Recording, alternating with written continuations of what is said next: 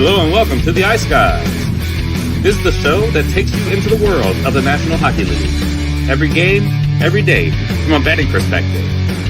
With pro sports handicappers, Ian Cameron, Alex B. Smith, and various guests from the world of hockey and sports betting. And now, here's your host, Ian Cameron.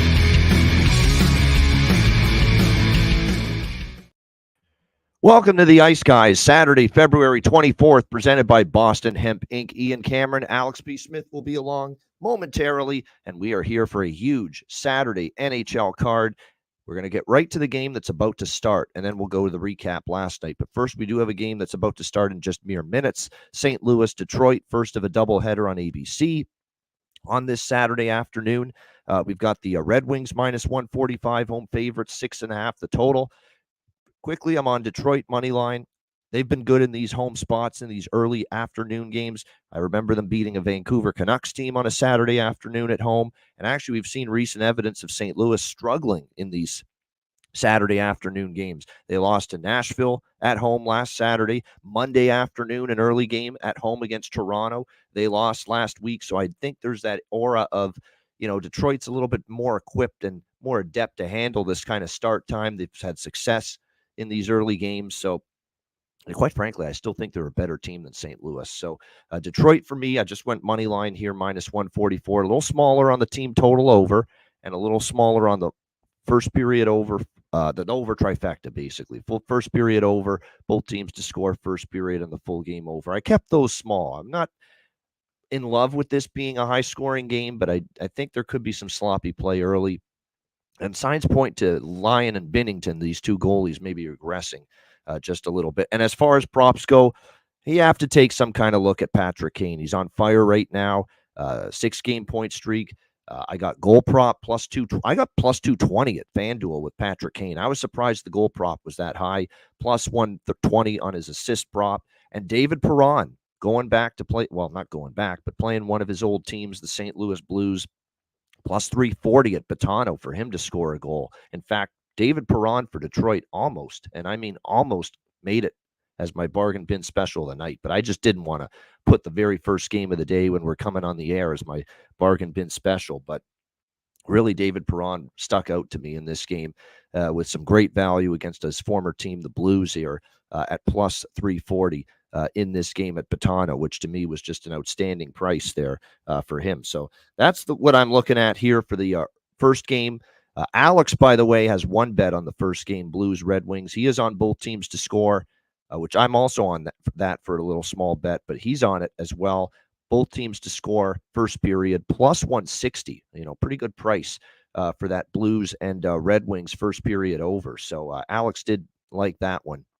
Here in this first game, the Blues Red Wings first period, both teams to score at plus 160. Like I said, really good price with that. Speak of the devil, here he is, Alex B. Smith. How are you, my friend? Good. Yeah, sorry, just running a little bit late today, kind of a slower start, but yeah, doing good. Had a great Friday and hoping to at least try to duplicate as much as we can today and on a big card. So. Yeah, no doubt. Huge card. We got Blues and Red Wings just about to start. Actually, you know what? You can still get all those bets that I mentioned that we're on in this game in, because I'm seeing in the corner of the screen on ABC, there's like 5 minutes until puck drops. So, and they're talking to Pat Kane, who has been very good. How are you reacting to Patrick Kane? You're happy he's playing well, but are you happy he's playing well for this particular team? That's the question. Oh no, obviously, obviously not happy seeing Detroit winning, but great for him. He got his 800th assist recently, and like I said, got overtime goal for them to beat Colorado 2-1 the other night. So yeah, he's playing well. I'm happy to see that for him personally, especially with coming back from that hip resurfacing surgery, something that a lot of players have had before and have not been able to play even close to their same level, or had to end up ending their careers after that procedure. So for him to be the successful, coming off of that surgery and that injury, that's good to see. Yeah, no doubt it is a good. You're happy for the person. You're not happy for the fucking team. That's exactly how I'd feel in that game. No question about that. All right, let's look back on last night. Buffalo, Columbus. That was I was expecting better for myself with that game. I mean, obviously I had the first period over. Alex did, which was his best bet last night. But And I had Buffalo money line, which cashed, but I also had team total. I did not think they would be held to 2 goals. Hell, if you would have asked me that they held to 2 goals, I would be worried about them even winning the damn game. But they did find a way to get that job done 2-1, much lower scoring than I thought. Tarasov actually was pretty solid last night, although the Clifton goal, he's got to have that. That was one that he needs back. But nevertheless, Buffalo gets a 2-1 win there against Columbus. We were both beneficiaries of the draw, which didn't look good at one point. It was Winnipeg up 2-0 on Chicago, but the Blackhawks rally. They don't quit, that team. I mean, say what you will about their offensive futility at times, but man, they give Luke Richardson 100% most nights. They haven't had many really stink bomb in terms of we didn't show up to play. You really can't say that very much about Chicago in a lot of their games this season. And again, they showed evidence of that last night. No quit, tie it up late. Unfortunately, Kyle Connor in overtime with the winner 3-2. And what a goal for Nikolai Ehlers. If you haven't seen it yet, the second goal he scored, coast-to-coast, end-to-end rusher. And then he just almost like he was off balance and finds a way to slam it in past Peter Mrazek. It was one hell of a goal, but a plus 400 draw winner for Alex and I with that Jets and Blackhawks game, which was good to see. So at that point in the night, for me at least, things are looking all right. You know, we're got a shot at profit. And then the Minnesota-Edmonton game hits me like a ton of bricks. And it was just nothing went well there. Everything. First period over. Both teams to score. Full game over. Edmonton team total over. Just awful. I mean, what can you say? It was not the greatest hockey game either. I expected more out of that game. And again, we talked about how coming into that game last night, Minnesota power play was rolling. Edmonton penalty kill was horrible. And Minnesota couldn't put a coherent power play together. They couldn't even put a pass together on the power play. And they were to get into the zone for a few of them. And then there was other times they were in the zone and they were passing too much. They refused to shoot. So it was just one of these nights like, what are you doing on the power play, man? This team is sucked on the penalty kill for games on end. Maybe throw something at Pickard and see if you can trouble them a little bit. So the thought process for Minnesota on some of those power plays was mind-boggling. They couldn't get the puck to settle down. It was just very, very bad to see it. Yet they still won the game in spite of it. 4-2 against the Oilers. That was not a great Edmonton performance, if not for the special teams. I mean, 5-on-5, they were pretty horrendous, Edmonton, in that game. They got outplayed.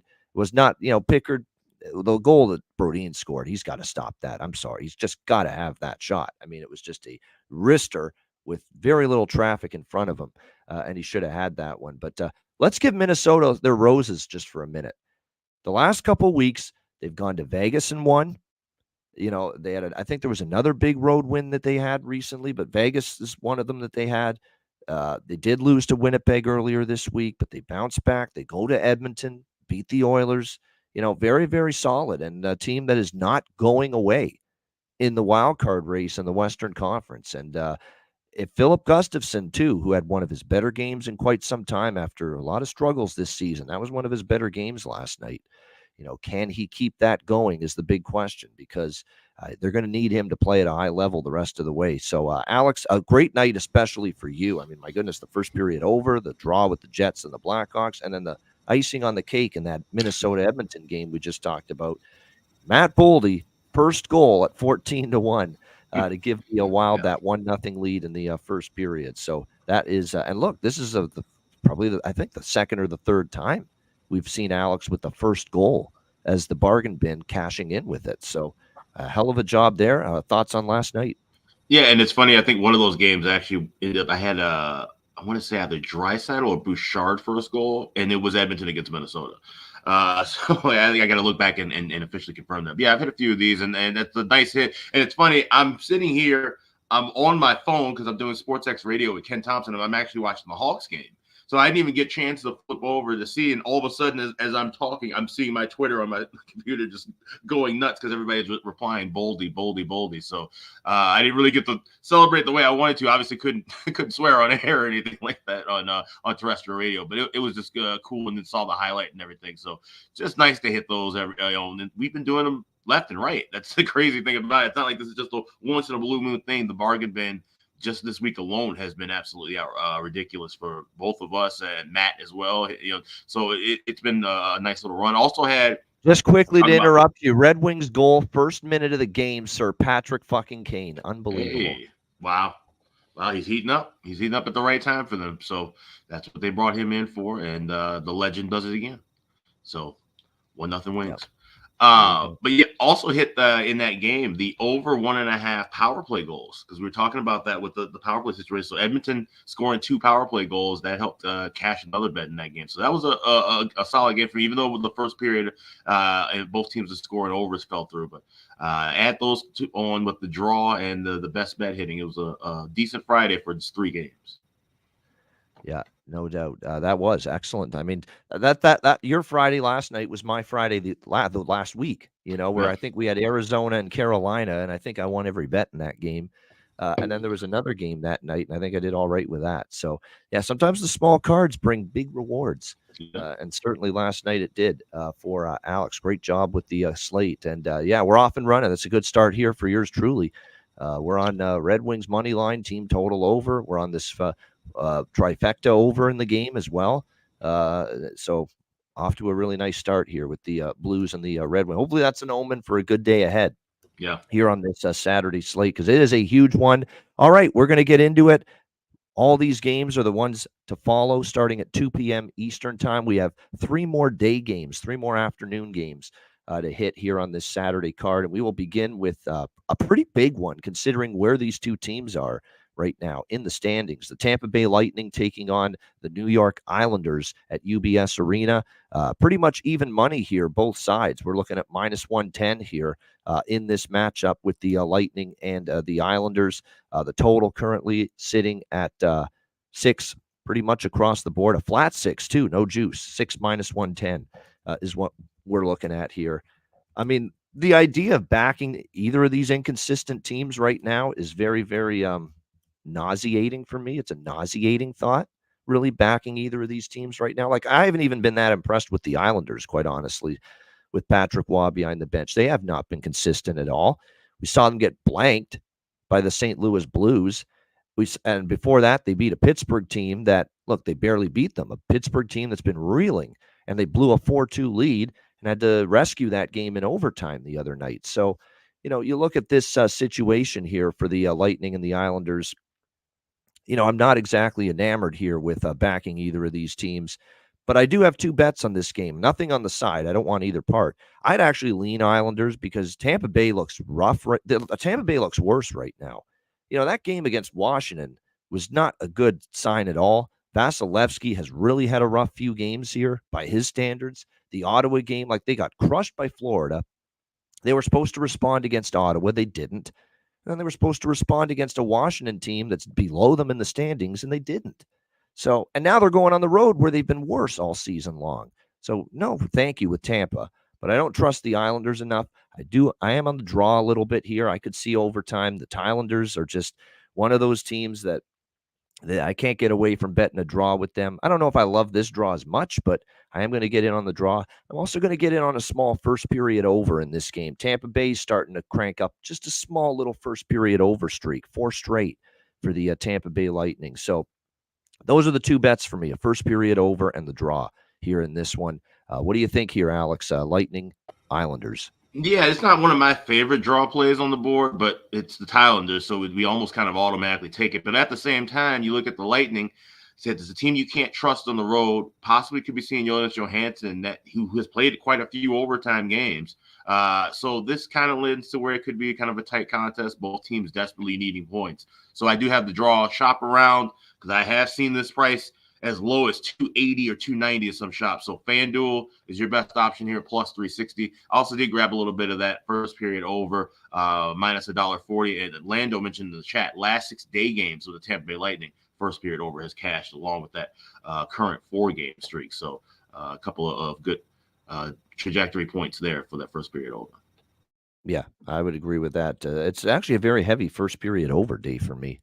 And because we're seeing a lot of hockey right now where the first period is scoring and it's slowing right down after Boston, Calgary, Buffalo, Columbus last night. Look at that game, for example, where you got your 2 first period goals and not a whole lot after that. So, it's very wise to pay attention to these things right now. No question. As far as props go, I'm going to go back to the well with Mr. Nelson again. Brock Nelson's been Very dangerous for the Islanders, obviously, and definitely I think he could be worth a look here in this afternoon's matchup against Tampa. And if I'm not mistaken, he's actually got a pretty good track record against the Tampa Bay Lightning as well. Definitely might add a little more amount-wise to the first period over. Might even jump on a full game over if it's Johansson, though, because normally with Vasilevsky struggling right now, you'd say that the backup coming in and giving Vasilevsky a break might actually be a slight upgrade right now, but not Jonas Johansson and not his current form right now. Go and look at Johansson recently when we've seen him in between the pipes. It's not been good. My goodness, it's been odd man rush city here. St. Louis has given up to Detroit, and they just gave up another goal on an odd man rush. Wow, 2-0 Red Wings. Just like that. Rasmussen, I didn't bet him today. I hope you bet him, John Massey. Your guy here on the top line finally did something. Finally, Larkin and Kane could probably make a broomstick look good most nights, and this guy had done nothing so far with those two guys.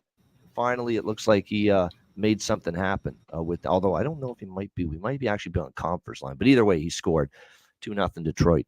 All right, next up, we've got the Montreal Canadiens and the New Jersey Devils.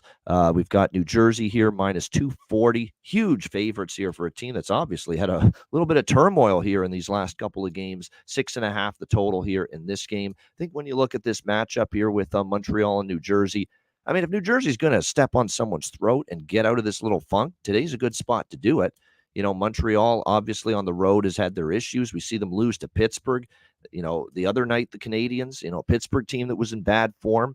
This is another situation where, team like New Jersey should be good enough to use Montreal as a get-right spot, like Pittsburgh did the other night. Pittsburgh was awful coming into that game, and they still used Montreal as a get-well spot the other night in that game. Like New Jersey should think, we're capable of doing the same here. But there's just something about this team. Their power plays being ridiculed, and Lindy Ruff's getting defensive with the media questioning them about the struggles of the power play. They always allow the first goal, especially at home. It's an excellent point, Jarek. That's another thing that worries me. They always have to play catch-up hockey, especially on home ice. That worries me. So I just went with over 6.5 for a small bet here in this one because I think New Jersey's offense is due to open up. I think Montreal might be a good candidate for it to open up against, especially that power play. We've seen Montreal's penalty kill kind of be up and down, more down than up lately. So I think it's an opportunity for New Jersey to get going. But do you trust the Devils fully to keep it out of the net? We've seen Nico Dawes kind of take a little bit of a step back here, some of his last couple starts. I mean, they've given up 11 goals in the last 2 games, the New Jersey Devils. So, is that necessarily a team you trust at the defensive end? Not necessarily for me. So when I look at this matchup here, I'm going to look toward over 6.5, and that's the way I'm going to approach it. This one I did not get involved in the first periods, believe it or not. Just the full game over because I think New Jersey might be tight early. This is one where I find the opposite could happen. It's tight early and then it opens up later in the game. So over 6.5 for me, minus 120. Another Red Wings goal here. Holy shit, 3-0. Oh, wow. For the Detroit Red Wings. They are ambushing, and I mean this is some of the worst defensive play that a team could have in the first 6 minutes. Like they are just everybody's open. Odd man rushes, 2-on-1s, 3-on-2s for Detroit up the wazoo here in this opening period. Wow. It's like the Blues didn't near the alarm clock this morning. Yep. From the looks of things early on. What do you think here, Alex? Montreal, New Jersey. No, I just want to say that's a key point. We talk about teams that are used to playing earlier start times. Detroit plays a little bit more of these early games than St. Louis, and that's kind of showing maybe a little bit in this first period. This half Devils game is going to be a pass for me. Like I said, I could see where this game, if it does open up, it opens up later. So this means I could, kind of pick and choose some things with some in-game betting, but I have no looks on anything. I don't even like the draw in this spot as far as pregame goes. So I'm a big cards pass. Yeah, I like Toffoli. I agree. Hischier as well. Hissier's the captain, right? You need your leader to lead you out of the abyss when you've been struggling these last 2 games against the Capitals and the Rangers. Who better than Nico Hischier? I trust Nico Hischier a lot more than Jack. Jack Hughes has been really, really, really struggling here. He's been just hasn't been all that himself lately the last couple of games. So we'll see how it goes. Yeah, that's another thing I factored in, Jarek, with this Blues game. Great point. They'd stink on the road against good teams. I remember the Toronto game. Toronto had half their lineup out that night, a couple of weeks ago, and the Blues lost to that Toronto team 4-1. So, you look at St. Louis, and there was a lot of factors that had me liking Detroit here, and so far so good, obviously, with the way this has started. I'm on Slafkovsky again, even though he's cooled off a little bit the last couple of games for the Canadians. And I'm going to go with a sneaky little, this is not my bargain bin special, but it's bargain bin special material as far as the price is concerned. He had 5 shots on goal last game, moved up to the second line for Montreal. Joshua Waugh, plus 600. Keep an eye on that guy. 5 shots on goal. Didn't score, but he had 5 shots on goal. Was noticeable. Plus 600 for Joshua Waugh to score a goal here in this game this afternoon for the Canadians. So definitely, I think that makes some sense to me as well, taking a shot at that kind of a price. All right, next up, we've got the New York Rangers and the Philadelphia Flyers. This is your second ABC Saturday Hockey doubleheader game this afternoon with McDonough, Ferraro, and Emily Kaplan. We've got the Rangers minus 135 road favorites, 6 the total here in this game. I'll be honest with you, the way they're playing right now, that's a big rivalry with New Jersey. Could there be a little bit of a letdown? No, I'm kind of thinking what John is thinking. He's the Ranger fan. The letdown is tomorrow when they play Columbus. I think that's when you might see the Rangers really lay an egg, and especially if they win today again, and that's when you could really maybe see them vulnerable. Not to mention the Jackets have always been and often been a thorn in New York's side, especially at Madison Square Garden. So, that spot with the Columbus Blue Jackets, so that's actually in Columbus tomorrow, but Jackets have always been, a tough out for the Rangers for some reason. But I like the Rangers here. You're going to give me minus 130 with them on the road. Or with the way they're playing right now. I'm going to take it here, even though it does feel a little low, Bailey, 100%. But it's not a best bet. It's a smaller play. But, I like to have something on this national TV game. But I just think it's too low for the way they're playing right now. And they've owned Philadelphia. I mean, you go look at the recent series history. They have won, 5 straight against the Philadelphia Flyers. It's been more than that, apparently. Let me just double check. I thought it was only 5 straight that the Rangers had beaten the Flyers. Yeah, it is 5 straight, but it's set. But it's 8-1 for the Rangers in the last 9 meetings. So it's been very, very dominant here for the New York Rangers. Looks like we're going to see a Shesterkin and Ersson a goaltending matchup. It's not confirmed, but both guys are projected. There's also some injuries for Philadelphia. Ristolainen's out on the blue line. And 2 of their top 6 are out. Travis Konechny might miss this game. We'll have to wait and see. He hasn't been ruled out yet.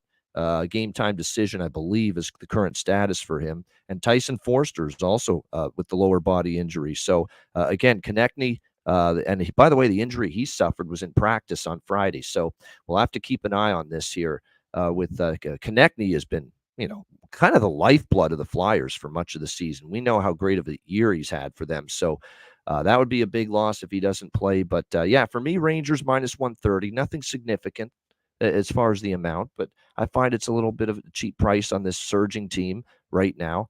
And I do think we could see this game be one of those games. And I know Alex will agrees because I saw his looks here today. But, I think early we could see some offense, and then it slows down a little bit after that. So the first period over, I also think here, 1.5, minus 120, minus 125 worth a look.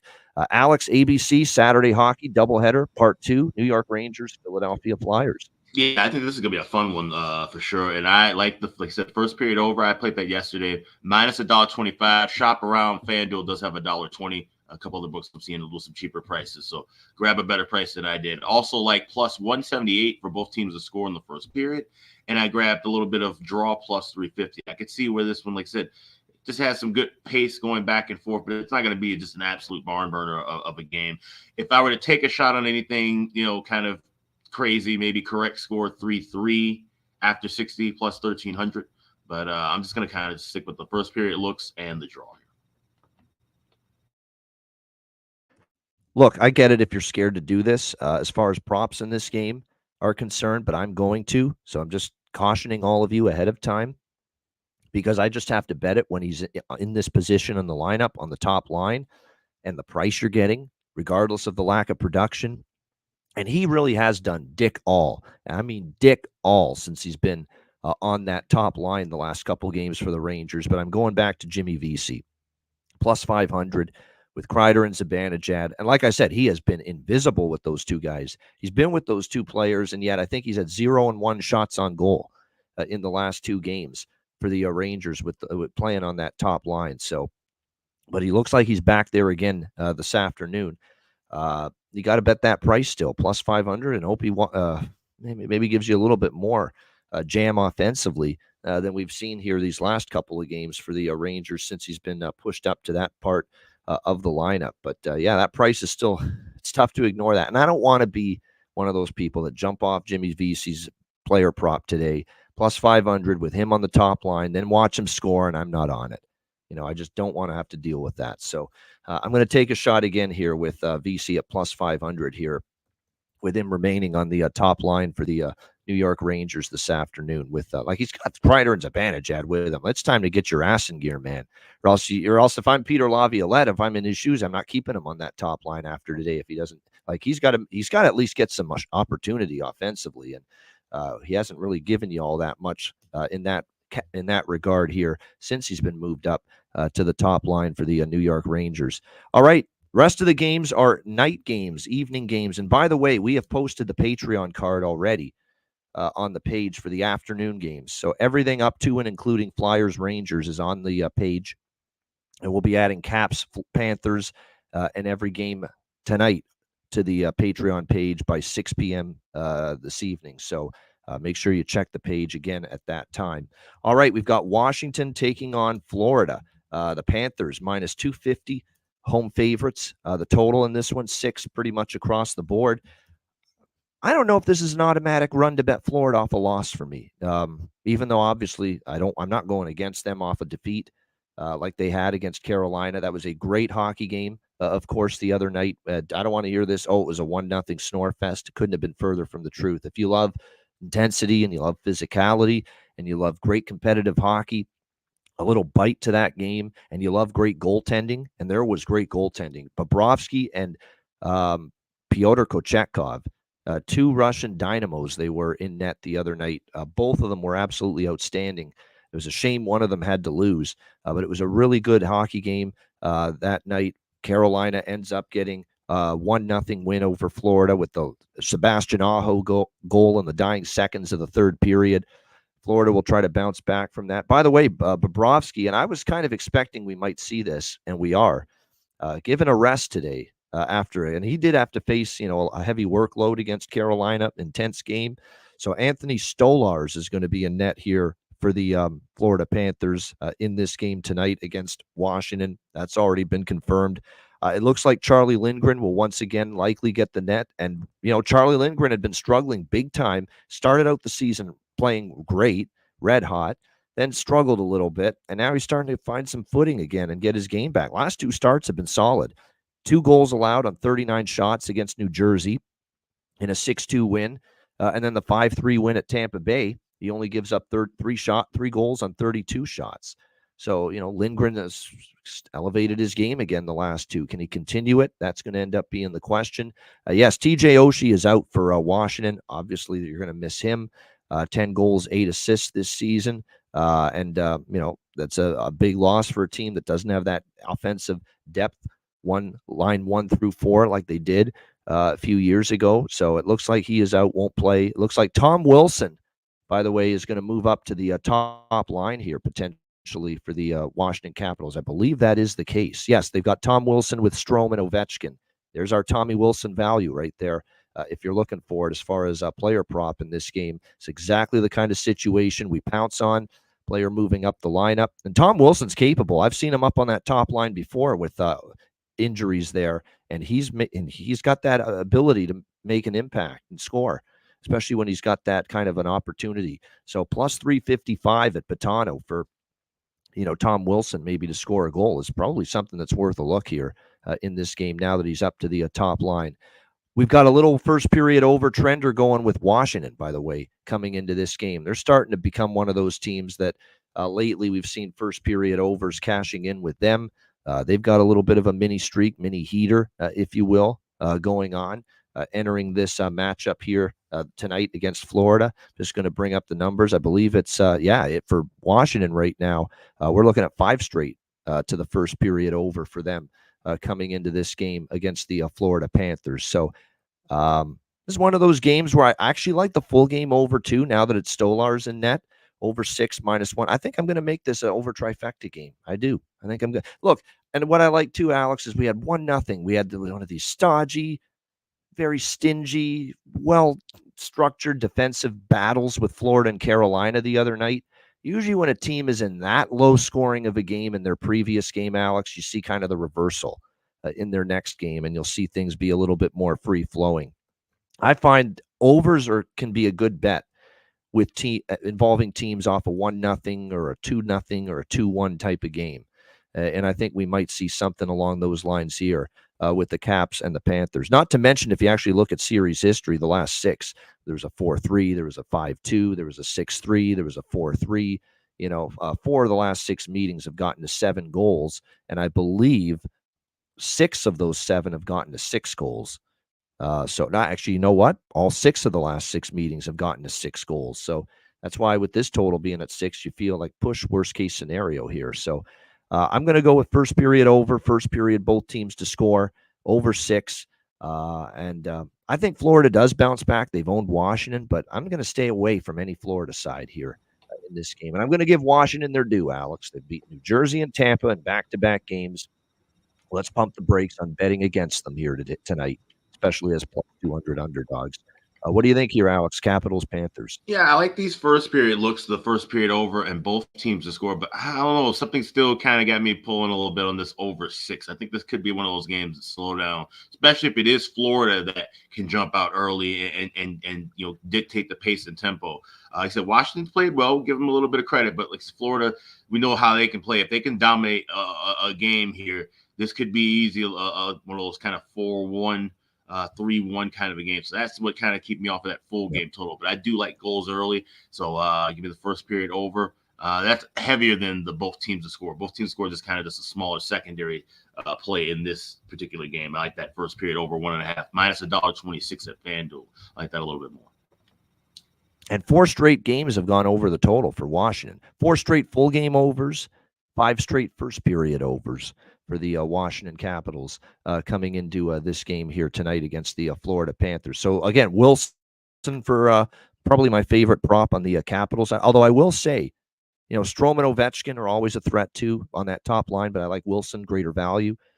Anthony Mantha and Connor McMichael on the second line for Washington have really started to pick up offensively lately. So they might even be worth a small sprinkle in this game. Looks like Rodriguez, Barkov, and Reinhart. And yes, Matt, I should point that. I can't believe I haven't even mentioned this yet. Matthew Tkachuk is out for the Florida Panthers in this game. And there's some belief in the around the people around the Panthers that this injury may be, more day-to-day. It might even develop into week-to-week, for Matthew Tkachuk with the injury that's going to keep him out of this game here against the Capitals. He got that injury against Carolina the other night. So it'll be interesting to see how long this is. Is it day-to-day? Does it turn into something more? But yes, no Matthew Tkachuk here for the Florida Panthers tonight in this game. And that's why Rodriguez, Barkov, Reinhart, a little bit of a rejigged first line. Do you dare take Nick Cousins, who's moving up to the second line here? I mean, he's the new most hated player in the NHL right now. Nick Cousins, but looks like he's going to be moved up to the top line. He did have 4 shots on goal in the game against Carolina the other night with that increase in minutes. So just saying, there might be a little value there on the bastard of the NHL right now in most people's eyes, Nick Cousins, with him moving up to the second line. Looks like plus 510 for Nick Cousins, if you believe in that. So it's a pretty good price, I must say. All right, next up, we've got, this is a good one. This is one of the Hockey Night in Canada games tonight. It is the Boston Bruins against the suddenly struggling Vancouver Canucks. We've got the Canucks minus 115 home favorites here in this game. The total currently sitting at, it looks like 6 shaded to the under here in this game. I hate to be a broken record, but, as far as this game goes, first period over makes a lot of sense to me. Bruins are another team that right now you look at it, 8-2 to the first period over in their last 10 games coming into tonight. Look at them on this road trip already. Boston, Edmonton, first period goes over. Boston, Calgary, first period goes over. And you got a Vancouver team that's back home after 4 straight losses. I think definitely you're going to see their best.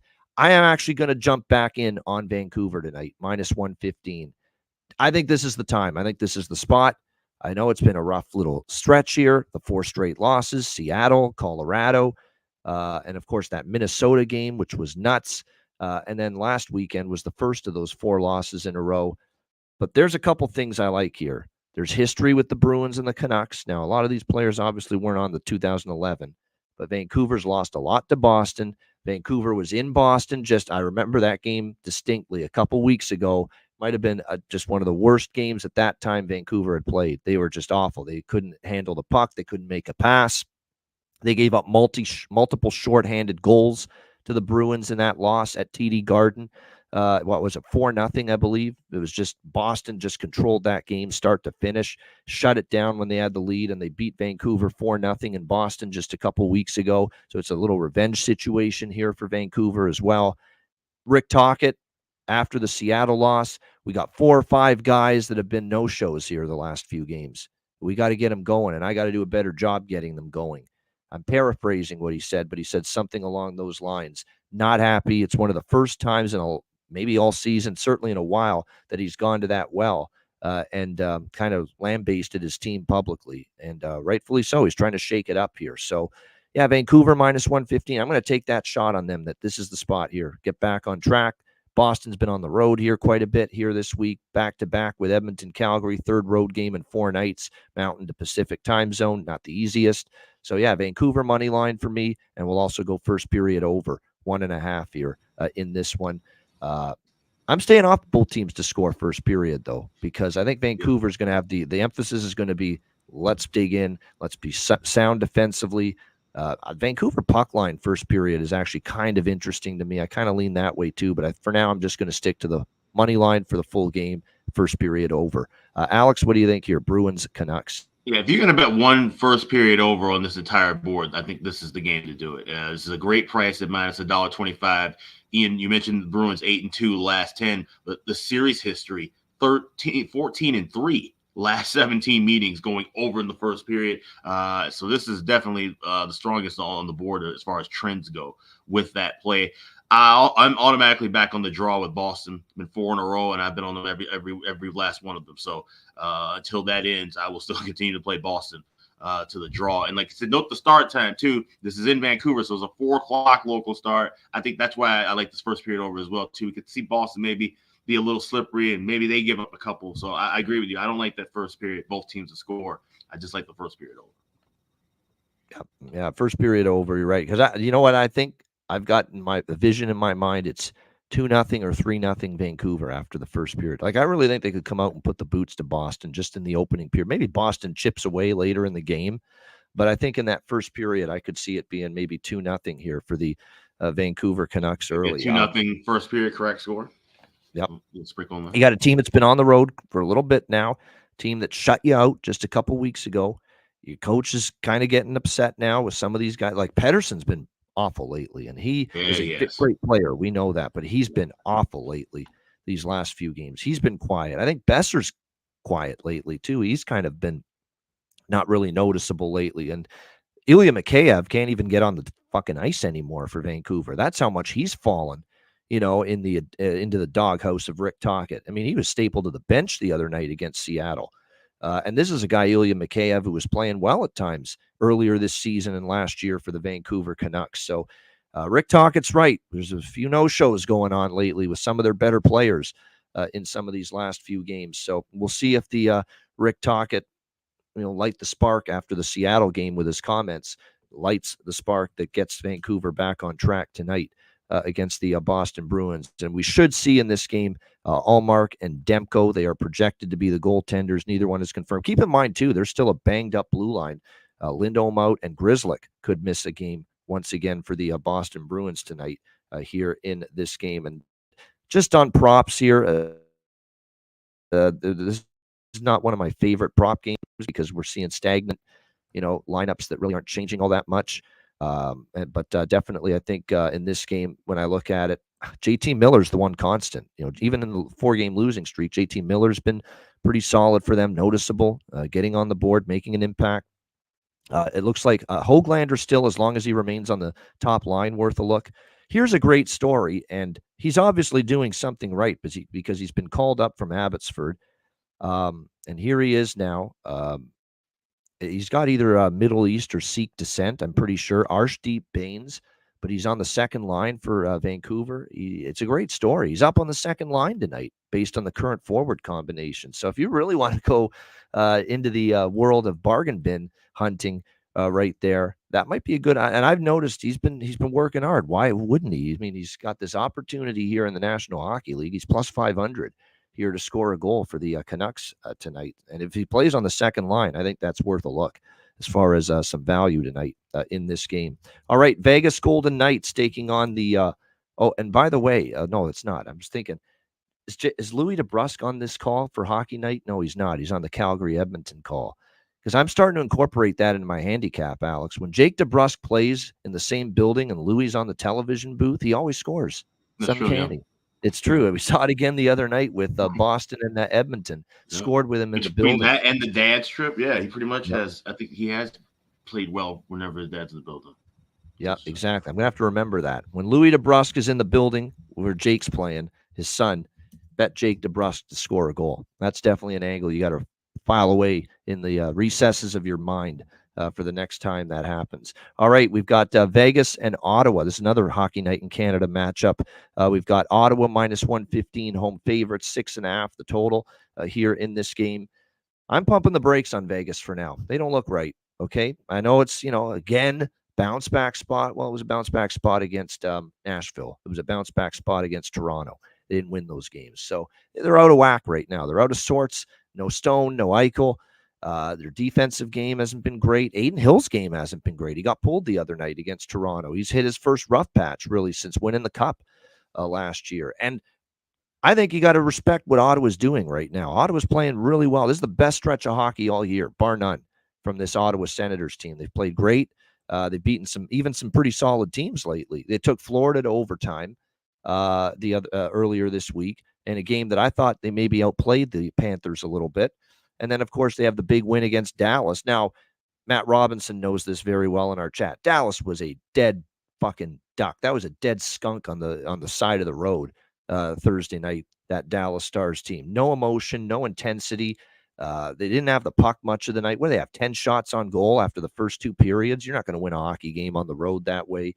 It was a horrible game, one of the worst games of the year from the Dallas Stars. So I don't want to give Ottawa too much credit, but still, there's an Ottawa team that's playing their best hockey, playing with some confidence, starting to get some better defensive play, some saves finally from Forsberg, who's actually, I think, kind of unseating Korpisalo gradually, getting more opportunities in net here for this Ottawa Senators team since he's been back. So he's projected to be in net. Aiden Hill expected to be in net here for the I can't believe how fucking bad St. Louis has been in this period. I'm just shocked. Like it's like the whole period, Detroit's got like all the ice they could want in the offensive zone to make plays. It's amazing how bad they've been. But anyway, Vegas and Ottawa here. First period over again. We've talked about it with Vegas here coming into the last few shows that Vegas has played. We've mentioned it. They've been trending over in the first period. They're now 8-1 to the over in the first period in their last 9 games. So when I look at this matchup here, I think that's a good look. The goals early, first period over here in this one. Pretty good price too, over 1.5, minus 125 to minus 135 in this game. As far as the full game over, not feeling that nearly as much. And I'm off the side here in this game with Vegas and Ottawa. Ottawa's playing well. I lean Ottawa. I do. I mean, if you're betting form, you're betting Ottawa here. But I don't think you're getting the value either. Ottawa's slight favorite now against Vegas, even with the injuries, even with the struggles.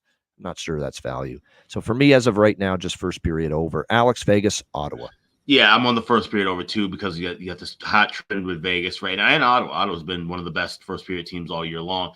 But this, not to say that this line seems fishy. It doesn't. The line's priced right, but this spot just seems fishy for me. I feel like if I go and bet Ottawa, this is the night that Vegas wakes up and just puts the screws to. I kind of feel that way too. Get on the road, get away from the noise, and get focused. Come together as a team. We've seen this shit before. Struggling like crazy, you get on the road, and all of a sudden the mindset is focus, business, and get out of your funk.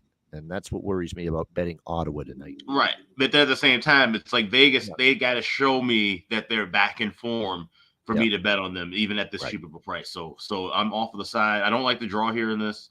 I could, like I said, I can see where one team really kind of maybe comes out swinging and finds a way to get the victory here. It should be a good battle. But I like the first period over. Don't even like both teams to score. Just strictly first period over in this contest. All right, first period over for Alex. I don't know if he's got the temperament to be this kind of coach, but this needs to be a kick garbage cans over and ruffle some feathers first intermission here for Drew Bannister. Like, this has been 4-0 now for Detroit. I mean, this has just been seriously. If you DVR this first period, you can rewatch it later. Watch how bad this whole 20 minutes has been for St. Louis. You'll be shocked how bad it's been. This actually reminds me a little bit of Toronto Vegas the other night. This one team was so awful and just hemmed in their own zone consistently. So 4-0. Team totals already cashed. How about that? In the opening period with the Red Wings here. First period overs cashed. Both teams to score, though. It's just so bad here. I mean, because St. Louis can't even get us one goal here for that. But a great first period, no doubt, for the Detroit Red Wings here against St. Louis. As far as the props here for Vegas and Ottawa, again, the good thing about Vegas with the absences of Eichel and Stone, and not to mention Dorofeev and Carrier as well, they're really banged. Brett Howden, I mean, they're really banged up front, especially. You've got some changes up front. Keegan Colasar and Paul Cotter are on the second line. There's probably some value with them. Barbashev, Juan, Marchessault, that's still a pretty quality top line. But I'm going to throw in Michael Amadio right now. He's heating up. This is one of our old friends in the bargain bin category. Michael Amadio for the Vegas Golden Knights has now scored in 3 straight games. So he is someone that has stepped up for the Golden Knights here with the absence of the captain, Mark Stone, and obviously Jack Eichel of late. So his game has stepped up, and you can get Amadio here tonight. Michael Amadio still at plus 350 at BetMGM. That's a great price. I'll give it away. What the hell? I think we might be coming back to that later when it comes to the later segment here on this show. You're getting a plus 350 price with a 3 consecutive game goal scoring streak player. That's pretty good right there. No question about that. On the Ottawa side of things, you look at it. Definitely, I think Stützle's picked his game up a little bit. You could go in that direction for player props for them. Tarasenko has done good against Vegas in the past. There is definitely some truth to that, Cuban. So, if you're basing that off a player's history against a particular opponent, definitely you can make a case there for. Norris goal. Norris had 2 goals against Dallas the other night. Yep. No issues there. That could be worth a look as well in the prop department tonight. All right, this is the third of the early games for Hockey Night in Canada. What they do is they put all these games on different networks coast to coast in Canada. So you'll get Toronto, Colorado on Sportsnet Ontario. You'll get the Vegas, Ottawa game on another Sportsnet coast to coast. And you'll get, I think, the Boston, Vancouver game on CBC. But again, they're all coast to coast. There's no blackouts. That's what always makes Hockey Night in Canada special. You have multiple games coast to coast at this 7 p.m. Eastern time slot every single Saturday night, including this one, the red hot. I can't believe it. Toronto Maple Leafs taking on the Colorado Avalanche. What a showdown this should be. Colorado minus 120 home favorites, 6.5 the total in this game. Yeah, this is more of from a side perspective, I'll be honest. I lean Toronto a little bit, but here's the thing. It's the end of this road trip. It's been a hell of a road trip, a hell of a ride. These last 2 games have been, Arizona and Vegas. Austin Matthews, Matthew Nyes going back to the desert, and the next night you just pummel Vegas. Do you have it in you now and they've raised their game collectively as a team. There's no question. This has been a great run. Your Jake McCabe's and your Simone Benoit's and all your depth defensemen have really stepped up, played big minutes, and they've played well with the big minutes. You're getting good goaltending, especially from Samsonov, who's been back on his game the last several. Your offense is clicking. Matthews is dominating. Marner's playing well. Nylander's playing well. And you're getting all these depth forward scoring left and right. Max Domi, a 2-goal game the other night. If Max Domi can do that regularly, it takes this team to another level. If Max Domi can bring you that regularly, and what if Bertuzzi gets going? Bobby McMahon's been a huge difference maker. providing them depth scoring. They are on a roll right now. I'm not going against this form of theirs, but you've got Colorado at home off a tough loss to Detroit. You got them off a loss, a quality team off a loss back home where they've been so good all season. Doesn't feel like the spot to jump in and fade the Avs either going into this game. So it's a tricky game. It's a great game to watch, and I will be. Should be a lot of fun, but it's tough from a side perspective. I'd still lean to the team in the form that they're in right now, and that's the Toronto Maple Leafs in this game. But more than anything here in this one, when I look at this matchup, it's been good to me, Alex. These over trifectas with Toronto, because they've got the whole team rolling offensively. Line 1 through 4, they can all score right now. David Kampf is a fourth liner. He scored the other night against Vegas. They've got everybody churning offensively right now. And again, we've got Colorado coming off one of these stingy, stodgy, low-scoring, tight-checking games against Detroit. They don't play many of those routinely, especially when they're off a low-scoring game like that. Back home, off a loss, they're going to want to open up a little bit, you would think. So it's back to the well with the Ian Classic here, Ian's trifecta. First period over, first period both teams to score, full game over for me with the Leafs and the Avs. What do you think here, Alex, in this what could be a great matchup, Leafs-Avs? Yeah, this is going to be a live game for me, honestly. Like I said, I like the totals here, but these are some high prices. Talking about laying 160 with that first period over, and at most places 150 to 160, laying $1.30 with that. And I don't think we're going to see a goal really, really early. So I think we can wait a few minutes, try and get some better adjusted numbers on those first period and full game over looks. Maybe a smaller grab on both teams to score in the first period. Like I said, Toronto, I don't know. I want to bet Toronto. Like I said, they're in good form, but like I said, the end of the road trip, sometimes, maybe they let the steam out of the bag a little bit. And this could be the spot, especially going into altitude, no less, playing against a Colorado team. So, can I get itinerary of what they did immediately after the Vegas game the other night in the last 48 hours? And if I had a greater idea of Toronto, just doing regular shit, or if they whooped it up a little bit, it'd feel a little better about where Toronto's standing tonight. Right, exactly. So, yeah, and that's the thing. So it's a tricky spot, a tricky travel spot. So I can't back Toronto. And like I said, I think they're the better team, so I'm not really backing Colorado here in this spot either. Don't like the draw. Just going to be looking for some live looks in game. And I do have a player prop that I'm looking at in this contest. I'll be talking about a little bit later. And another thing, too, and it's why I'm leaning Toronto, is because their form's good. You can argue Samsonov, even in net, is playing better than Georgiev right now. You could honestly make that case at the moment. Samsonov's clearly found his game again. It's been a ridiculous turnaround. Couldn't stop a thing 2 months ago. And he's been outstanding here the last few months. No question about it. He will be tested tonight because we know Colorado at home can score. But before you think, Colorado off a loss back home where they're 22-5 this year, the Leafs have beaten Colorado 3 of the last 4 times in Denver. And last year they won in Colorado 6-2 on New Year's Eve. Toronto went in there and won 6-2. And also Colorado won in Toronto last month 5-3. So it's an in-season revenge spot for Toronto as well, because Colorado beat them in Toronto in January. So that's why I'm leaning Toronto here, plus 100 in this game. Well, there's factors still that point to them. The only concern is, coming off Vegas, you never know what a team's going to look, and it's the last game of a very good road trip, and that's always a little dicey as well. That's why I'm more apt to stick to the totals here in this game. We are definitely going to get involved in props here. There's some good situations. Colorado, I think if you look at their props here going into this game, Lekkonen's heating up. I like that. Logan O'Connor looks like he might be back with Colton and Wood. I think he's shown in the past that on the second line he can produce for Colorado. For Toronto, it's never a bad idea to say Matthews is going to score. He does every game, it seems. But Max Domi's heating up. Maybe take a little shot that he can make this a regular occurrence, him starting to get his offense going for Toronto. And we have to go back to Bobby McMahon. We just have to. He's been good. He's rewarded us in this great big-time plus price range as far as goals. 4 goals in the last 4 games, 7 goals in the last 6 games for Mr. McMahon. And definitely I think Bobby McMahon is still undervalued. Plus 500 at BetMGM for him to score a goal tonight for the Toronto Maple Leafs. All right. We're just cranking out the good games. Here's another one. Dallas and Carolina. We've got Carolina minus 140 home favorites in this game. The total sitting at 6, shaded to the over minus 115.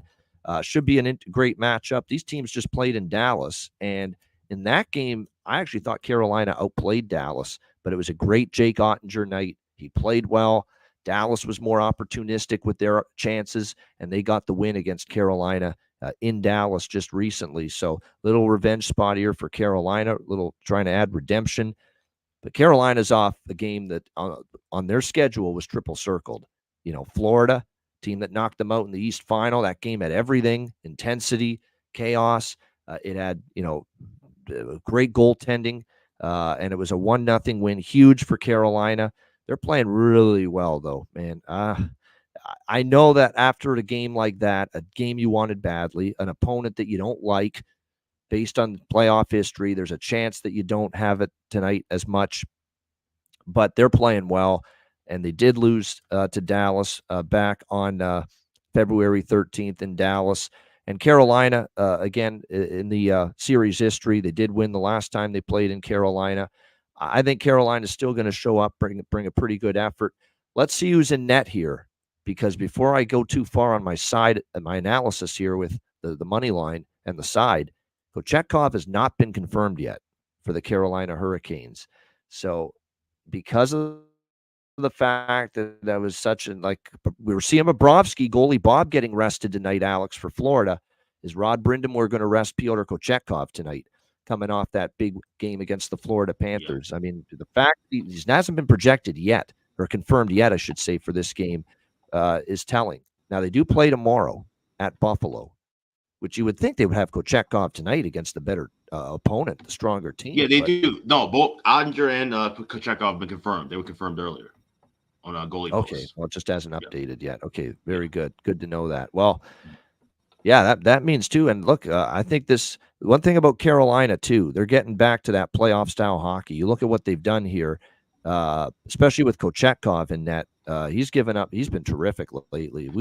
He's showing you why Alex and I are so high on what he's capable of at the NHL level. He's playing great right now. We love that he's got a little bee in his bonnet. He's got that little, he gets into it. He's not scared to throw down. He's not scared to mix it up, and get involved. I like that. He's got that intensity out there on the ice at times.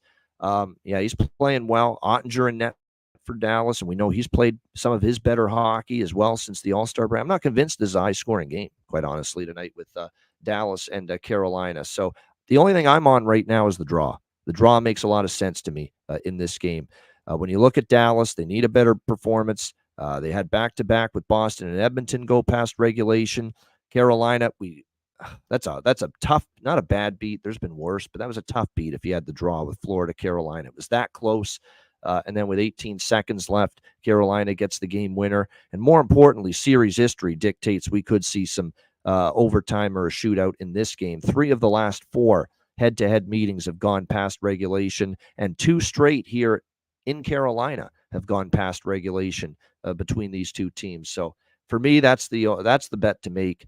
I'm wishy-washy with the side, wishy-washy with the total, but I do like this draw quite a bit. Stars and Hurricanes. Alex, Dallas, Carolina. Yeah, I love this draw. I got it at plus 350, and I also have 2-2 correct score at 60 minutes at plus 1,200. Both of those available at FanDuel. I feel like this is going to be just complete playoff style hockey from both teams. Dallas needing to kind of tighten things up. Carolina playing a little bit tighter. We got 2 great goalies head-to-head, Ottinger and Kochetkov.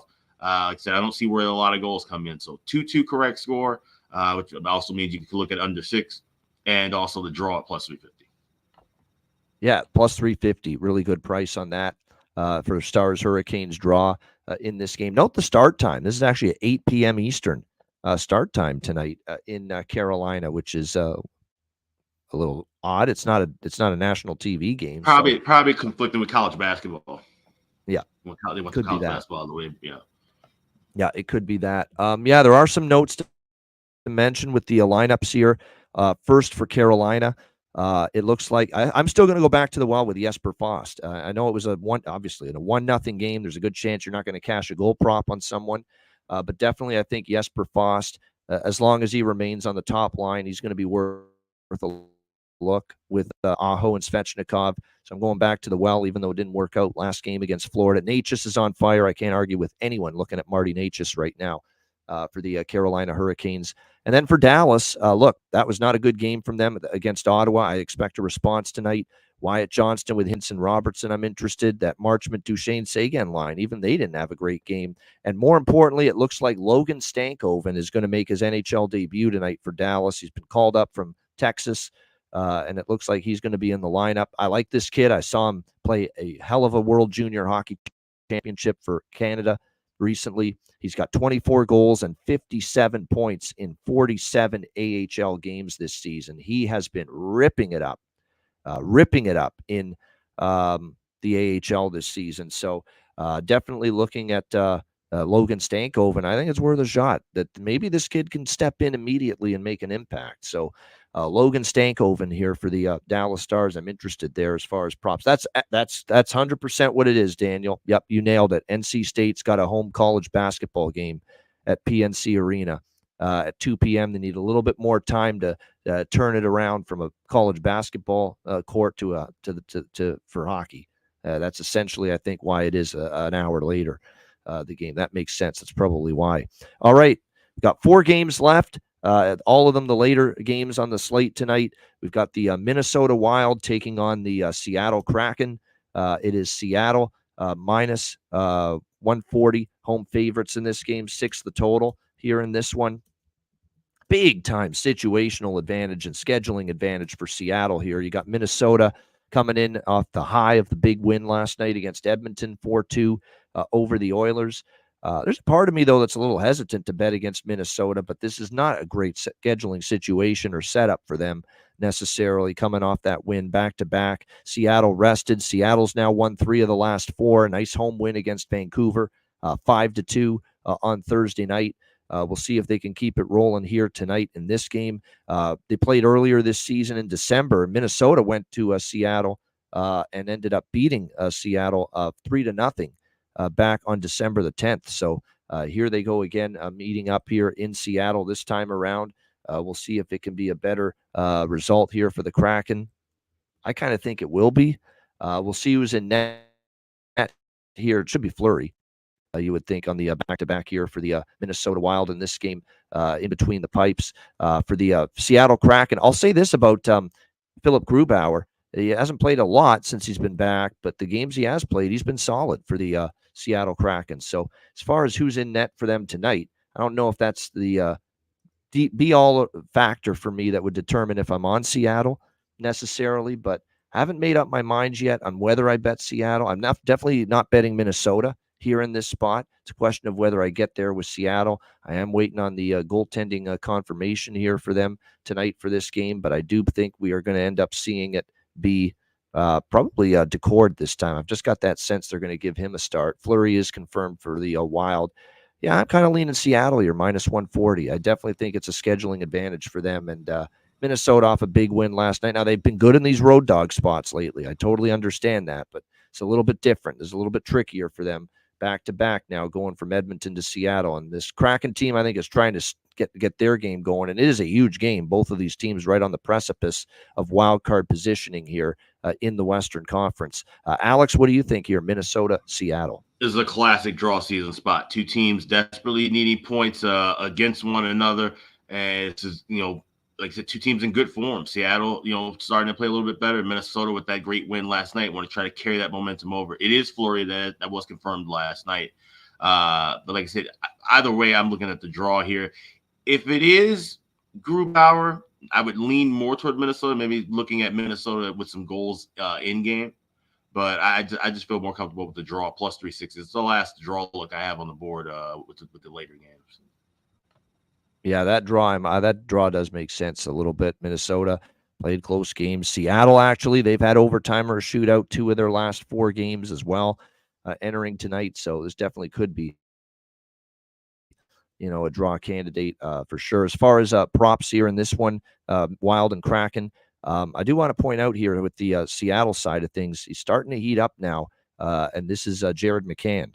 For Seattle. All of a sudden, you look at him the last 3 games, he's exploded. Well, he's on a 6-game point streak. but in the last 2 games especially, how about 3 games, I should say, 4 goals and 7 points for Jared McCann in the last 3 games. This is a game where I would sprinkle on Jared McCann over 1.5 points and get a nice plus price on it. He is a streaky player. He often has been since he's been with Seattle. And right now he's got multi-point games and back-to-back, and you can get nice plus money on over 1.5 points here with Jared McCann tonight for the Seattle Kraken. Again, someone that's really starting to heat up at the right time of year. Speaking of heating up, things almost always heat up when it's the Battle of Alberta. We have the Edmonton Oilers taking on the Calgary Flames.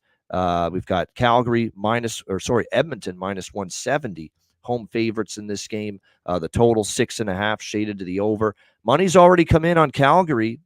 I am on a small Calgary and Calgary team total over in this game.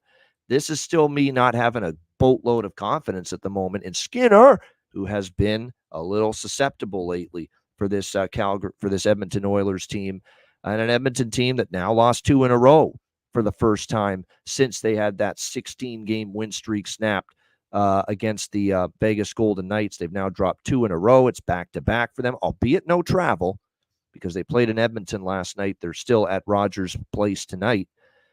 But this is what Calgary does. When they're a dog, they play up. When they're a big favorite, moderate favorite, big favorite, that's when they hiccup and they lose a game they shouldn't. That's become, more and more of a pattern lately for the Calgary Flames. And I think when you look at Calgary here, they've had a nice week. They beat 2 pretty good teams, Winnipeg and Boston, back-to-back, following the debacles against Detroit and San Jose.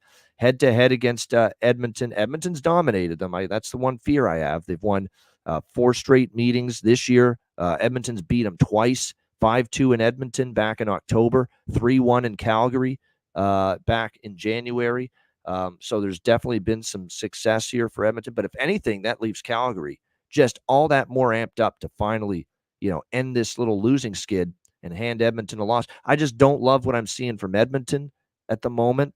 We've talked about how the defensive regression would hit them, and it has big time. They're not getting the saves they once did. Their penalty kill, well, last night it was good. I think it was more Minnesota was lousy with their power play execution last night, but nevertheless, the penalty kill has been struggling lately as well for the Edmonton Oilers. Calgary is a team that with the man advantage, it hasn't been great for them, but they did score 1 against Winnipeg in that game. Their penalty kill, Calgary, still a little lackadaisical as well, and we know Edmonton's power play is always capable of it. So this does have that feel of goals early. Certainly, I like over 1.5 first period, both teams to score first period. And I'm going to go ahead with the over 6.5. The one concern for me is that I really love the way Markstrom's playing, and Markstrom's form has been out of this world for the better part of the last 2-3 weeks. And he's been the reason Calgary's had these wins for the most part, and he's been the reason they've had a chance to win every night. But the numbers for Markstrom have been outstanding. What has he got in his last 6 starts? A .918 save percentage, 2.59 goals against, and the numbers have gotten better and better and better here since the month of February. He's played very well. Jacob Markstrom, by the way, 5-2 in his last 7 starts as well for the Calgary Flames. So I think there's value to the Calgary side here, plus 150, but I especially like their team total. That's really good. That way I can bet that. And if Edmonton gets their goals, you don't have to fret as much about the money line. If you've got more of the bet on the team total with Calgary, it's over 2.5, minus 140. That's a pretty good price, only asking them to get 3 goals. And I like the over trifecta as well in this game. Alex, what do you think? Flames, Oilers, Battle of Alberta. Yeah, it's funny. I gave out the over trifecta on SportsX Radio, and somebody in the chat mentioned that they heard me on that. So that's what I'm rolling with, the over trifecta. I'm gonna have half units or smaller units on that first period of full game overs. Try to add a little bit more live, but I do want to have something in pocket because we have seen not only high scoring meetings with these two, but we've seen early goals with these two. So over trifecta, but I'm playing the overs themselves a little bit small. And going just a kind of regular unit on both teams to score in the first period. The one little thing that I will caution about Markstrom, even though he's been phenomenal, is he hasn't always been great against Edmonton. In fact, he's had well-documented struggles against the Oilers in the past. But man, this form that he's in right now is very strong. It's and you know, actually, believe it or not, I'm looking at the history numbers. They actually could be a lot worse than they are. It feels like it feels he's worse than a 2.99 career goals against average against Edmonton. But it feels like a lot of his worst starts were mostly playoff starts. So that's what I remember. That Battle of Alberta a couple of years ago, he really had a tough series against Edmonton. Actually, in the regular season, he hasn't been as bad against Edmonton, Jacob Markstrom. And there's nothing bad about his form right now. There's no question. And like I say, since the early part of February, he's been great. I mean, there's a lot of different ways you could go for props tonight. I'm still sticking with Warren Fogle as long as he remains on the top line. He had a couple of really good chances last night. I know I used him as a bargain bin special of the night last night, Warren Fogle, and he did not score for Edmonton, but it wasn't for lack of opportunity with McDavid and Hyman. He had chances. I would still go back to the well with Warren Fogle for Edmonton tonight. Nugent Hopkins as well was pretty noticeable with Draisaitl and Kane maybe as well. And then for Calgary, I'm going to go back to Zary and Pospisil flanking Nazem Kadri on the top line for the Calgary Flames. Zary on the left wing side of that top line, and then anything is Pospisil. Martin Pospisil scored, of course, not a bargain bin special, but we had it the other night against Boston. So, yeah, definitely liking Martin Pospisil again, as long as he remains on that top line for the Calgary Flames. That line's been great. You know, credit to Ryan Huska for deciding, we'll put this line together, see what they can do. Kadri, Pospisil, and Zary, the last couple games have been Calgary's best line. No question about that. So I think they're live. Pospisil and Zary, and even Kadri. Kadri's not getting the prices he used to get as far as goal props. You'd have to pay a little bit of a premium before for Kadri. He's upwards of plus, 230, 240. That's pretty good for him, considering the uptick he's had lately as well in his play. So that whole top line is probably player prop worthy, in my opinion, in this game tonight. All right, next up, we've got Nashville taking on, it looks like, who is it here? I lost track. San Jose. Nashville, San Jose. We've got Nashville minus 220 road favorites in this game, and the total sitting at 6. Pretty much across the board, shaded to the under in this game. Nashville off the huge win against LA. Nashville, all of a sudden, we almost are ready to, read the last rites for the Nashville Predators after that Dallas debacle at home last week. And since then, they haven't lost. So crazy how things can change here in the NHL. And they're still hanging around Andrew Burnett's team as far as the wild card race is concerned. You see Nashville with the 5-2 win at St. Louis, the 5-3 win at Vegas, the 4-1 win at Los Angeles the other night against the Kings. So they've got things rolling right now at this point in time. Can they not slip up, not look past the Sharks and get the job done? That's the question here. San Jose's been off since Monday. This has been a nice little respite here. 4 days off since an absolute shellacking they took against Vegas, 4-0. And you know what makes that 4-0 loss look worse, Alex, for San Jose against Vegas? It's the way Vegas has played in every other game recently. Aside from that, that's what makes it look worse. So I don't want anything to do with San Jose. The question is going to be, can I fully trust this? Nashville's got that Calgary in my mind, where sometimes when they're, this kind of a favorite and expected to win, expected to dominate, they could shit the bed on occasion. I'm not saying they will tonight, but I don't know if Nashville is one of those teams I'm willing to go to war with against a team they should beat. I might you know what I will do? Probably I'll sprinkle on the team total. I'd rather have that in my pocket here with Nashville than the puck line or the money line. And we did see I did cash a team total with Vegas against San Jose the last time the Sharks played. So maybe an over 3.5 at, minus 105 even money plus 100. Not a bad price at all for that Predators team total over 3.5. I might sprinkle on that. Other than that, not a whole lot for me here. Alex, what do you think? Predators, Sharks? Yeah, that's the only thing I was rolling with is that team total. I got 3.5 minus $1.16 at FanDuel. Nashville has dominated San Jose 8 straight wins, 10-1 the last 11. And you look, there's been a lot of goals. So there's an 8-piece in there. There's a last meeting 5-1 Predators win, 6-2 last time they were in San Jose. So we've seen goals with Nashville against San Jose in recent form. So 3.5 is a decent number. That's the only thing I like here. Team total over with the Preds.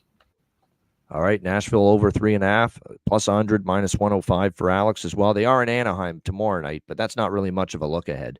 Anaheim's not all that much better right now than San Jose. They're a little bit better than San Jose, but not by a lot. We'll he was in net. Saros was excellent against the Kings, and it looks like tonight he is likely going to be in net against the San Jose Sharks. Kaapo Kahkonen is going to get the starting nod here tonight for San Jose. To be honest with you, Kahkonen here, the last 4 starts, he's actually not been that bad. 919 save percentage. Even though he's lost, he's given his team a chance, but he's facing a shit ton of shots, and he's still giving up 3-4 goals. So that's why I still think in this matchup here, Nashville is capable of being able to get themselves to 4 goals in this game. As far as props go, I'm going to throw out I'm going to go back to Cody Glass Repair, Cody Glass Replace. We're going to take him again. He's on that second line. He's getting scored a couple games ago for Nashville. But I'm going to throw out another player out there. He's on that same line. He scored against LA, one of their 4 goals. He's got points in back-to-back games. Yakov Trenin for the Nashville Predators. I'm noticing his shot count has gone up. Shot volume has gone up just a little bit. And the price for Trenin tonight is plus 450 at Betano to score a goal. That's a pretty good price there for him, considering what we're seeing from him lately. A little more offensive opportunities created, a little bit more punch coming from him on that second line. So definitely I'm interested there as well in a Yakov Trenin. A goal prop at a nice plus 450 tonight for the Nashville Predators. All right, final game of this Saturday night slate. I believe this is called the Freeway Face-Off. Yes, the Anaheim Ducks taking on the LA Kings. You wish that Anaheim was good like LA, is, or at least, they were good at the beginning of the year. Then they had that terrible slide and cost a coach his job. But under Jim Hiller, what are they now? Like 5-2? Still a pretty good record, although they did get beat by Nashville the other night. But Nashville just seems to have LA's number in LA. The Kings will look to bounce back here. Minus 270 home favorites in this game. The total 6 pretty much across the board. There's not a whole lot that I love in this game, but I think I might get there with the Kings in the first period puck line. That's probably the only way I would touch this game. I still don't really love, laying up big, I don't trust them puck line full game, you know what I mean? But I think in the first period after the loss to Nashville, they still have won 5 of the 7 that we have seen under Jim Hiller. And we know the previous time they lost under Jim Hiller, they did have a good response against New Jersey. They played a pretty good hockey game on the road. They dominated the Devils that night. It could have been worse than 2-1. So the only thing I'd really be interested in here is a little bit of a first period puck line LA look here in this game. You can find that at -0.5 plus 125 for the LA Kings here on the first period puck line. That would be about it for me. It looks like for goaltenders here in this matchup, keep in mind for LA, I don't think they've truly settled on one guy over another. Jim Hiller's been kind of leaning more toward Riddick since he's been there, and it looks like Riddick is projected tonight.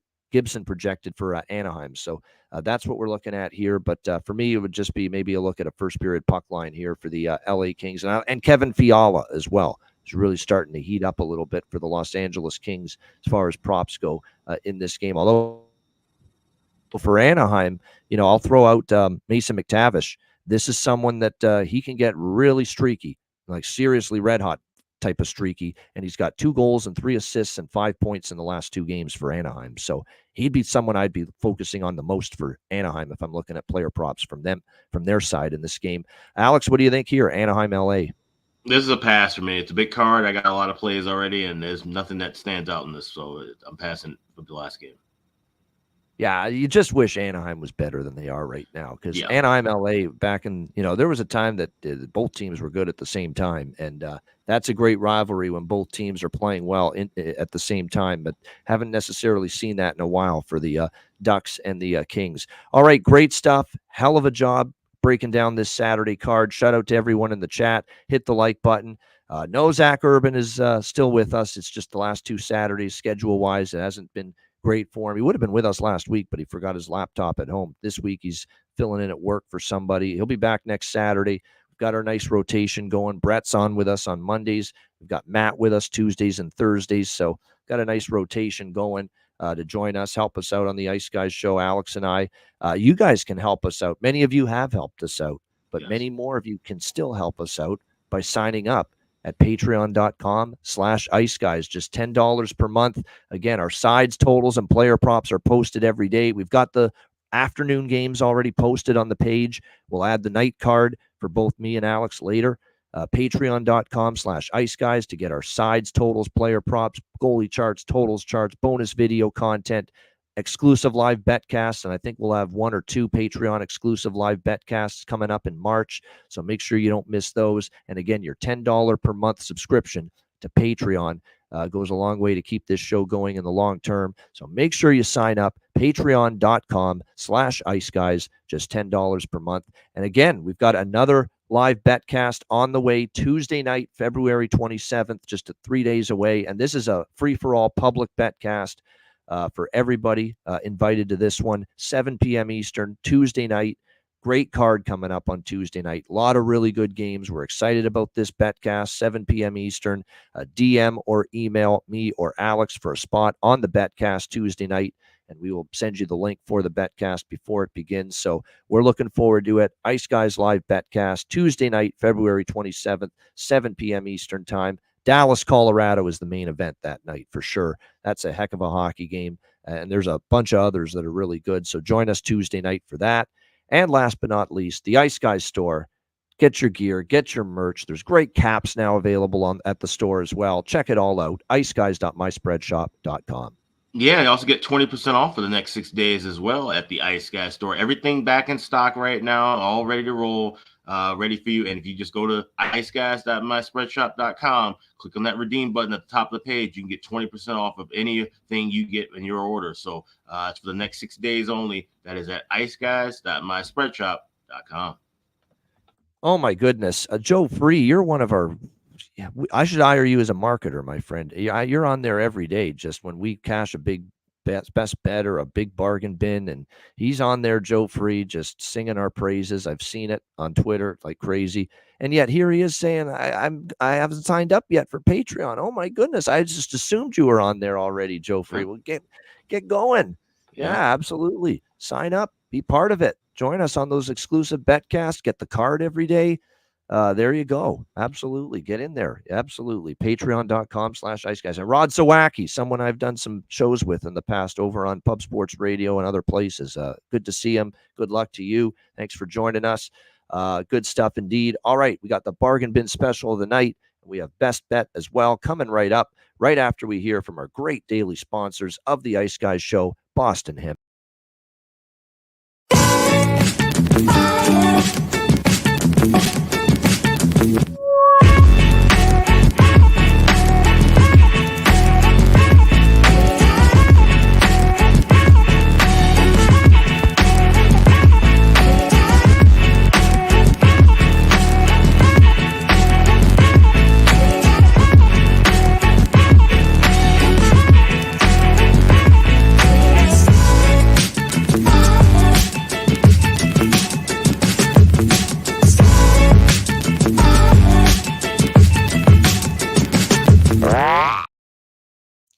All right, Boston Hemp Inc. Make sure you check them out and make sure you order some other great quality products. And you can do so and get 20% off your order by using the promo code ICEGUYS over at bostonhempinc.com. All right, by the way, before we get to Bargain Bin Special of the night, courtesy of the great charts of Chris Otto, we've mentioned a lot of first period overs that we like on this card, but don't sleep on those second period overs. Don't forget, Dallas, 15 straight to the second period over, going into tonight's game against Carolina. So if we get the low scoring start, which I think we might, jump on that second period over, especially with them. We're talking 15 straight. And look, if the 1.5's too juiced for you, do what I do.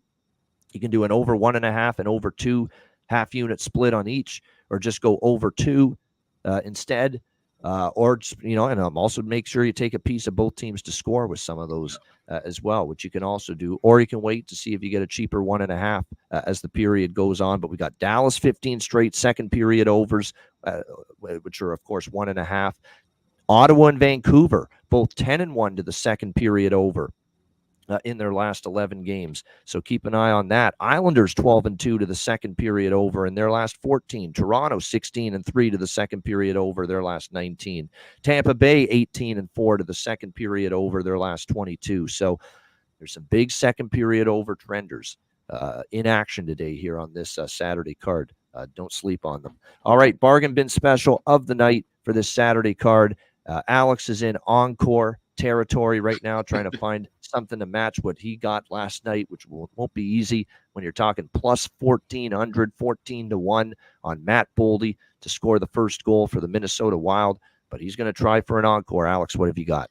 Yeah, I wish I had something that was in that same price range, but unfortunately I do not. But I think this is a really good spot, and it's a great price. It's certainly within the bargain bin parameters. Give me Max Domi of Toronto plus 550 to score a goal. And you mentioned, he's been playing well, getting things kind of rolling. And, I watched a lot of that game with Toronto and Arizona the other night. He's just buzzing around, always a net front presence, which is something that the Leafs need to continue their ways of scoring and winning. So, give me Max Domi, anytime goal, plus 550. That's over at MGM and FanDuel. You can find that price. That's my bargain bin special for Saturday. All right, great stuff. Bargain bin special. We're going for number 2 in a row here for Alex with the bargain bin special. Even Betty Crocker burns the odd cake, and I'm talking about me with player props. Didn't bet Zachary Bolduc for St. Louis, and I had my eye on him. Second line, I talked about him, I think, the other day, making his debut. Didn't score the other game, just scored the first goal of the game for St. Louis moments ago. 4-1 now. They trail the Detroit Red Wings in the second period. But, hey, it's going to be opportunity again. That guy's a good player, and he's going to have more value moving forward for sure for St. Louis. All right, my bargain bin special tonight, I basically gave it away earlier. I mentioned it. Michael Amadio for the Vegas Golden Knights. He has stepped up goals in 3 straight games. And anytime I see someone that scored in 3 straight games going for a 4th straight game with a goal, and you can get them at plus 350 to score a goal, I'm going to be on it. And not to mention, now that he's got goals in 3 straight, when you're a forward of any kind, you want to keep that streak going. You want to keep this goal scoring streak going as long as possible. So Michael Amadio, even in Vegas' recent struggles, he has been someone that has stepped up for them. Plus 350. Michael Amadio, Vegas Golden Knights, for my bargain bin special of the night for this Saturday card. All right, best bets to wrap things up for the show. Alex, what do you like for best bet? Yeah, we'll go to that Boston-Vancouver game. That's going to be a fun one to watch, and I expect some goals early. You got Boston 8-2 to the first period over, and the series history 14-3 to the first period over in the last 17. So give me the Bruins and Canucks first period over 1.5 minus $1.25. That is my Saturday best bet.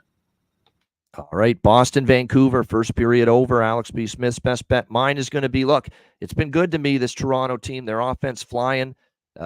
We had over 6.5, best bet, Toronto, Arizona. We had Toronto, Vegas, first period over, best bet. We're doing Toronto, Colorado, over 6.5 tonight for my best bet. Should be a great game.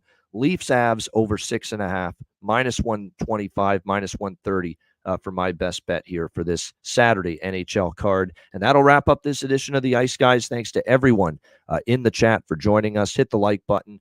On the way out, we appreciate it very much. A reminder, the Ice Guys is live 7 days a week, Monday to Friday, 2 p.m. Eastern, Saturday and Sunday, noon Eastern. If you can't watch the show live, download the Ice Guys podcast in audio form on all major podcast platforms. For Alex B. Smith, I'm Ian Cameron. Have a great Saturday. Enjoy the games and good luck. And we will be back tomorrow on Sunday, noon Eastern, for another edition of the Ice Guys.